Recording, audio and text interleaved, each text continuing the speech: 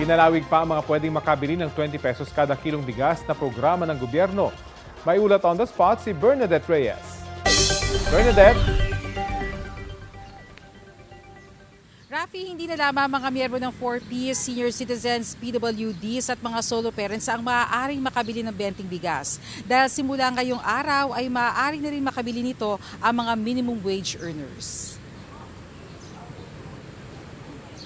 120,000 na minimum wage earners ang inisyal na target na mabentahan ng benteng bigas. Ngayong araw, sinimula na ito sa mga minimum wage earners sa Manila Harbor Center. Inilunsad na rin ito sa iba't ibang bahagi ng bansa. Ayon sa ilang nakapanayam namin na beneficiaries, malaking tulong daw ito sa kanilang pagbabudget. Tulad ng mga binebenta sa mga kadiwa stores, 25% broken rice din ito na mula rin sa buffer stock ng National Food Authority. Layo ng programa na maabot ang 14 milyon na mga Pilipino.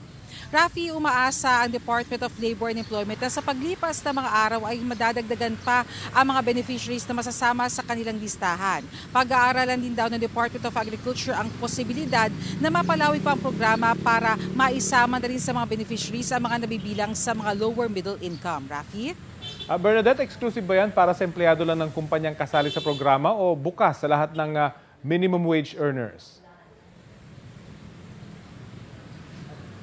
Rafi, buti na itanong mo yan, dahil sa ngayon, meron lang piling partnership ang Department of Labor and Employment at Department of Agriculture doon sa ilang mga kumpanya. So sa ngayon, kung ano yung mga kumpanyang meron ng kasunduan, sila yung mga minimum wage earners na entitled dyan. Ngayon, kung sila ay minimum wage earner pero sila ay nabibilang din doon sa sektor, kabilang na ang 4P, senior citizen, PWD o solo parent, ay maaari pa rin sila magpunta doon sa mga kadiwa centers para maka-avail nitong benteng bigas. Rafi?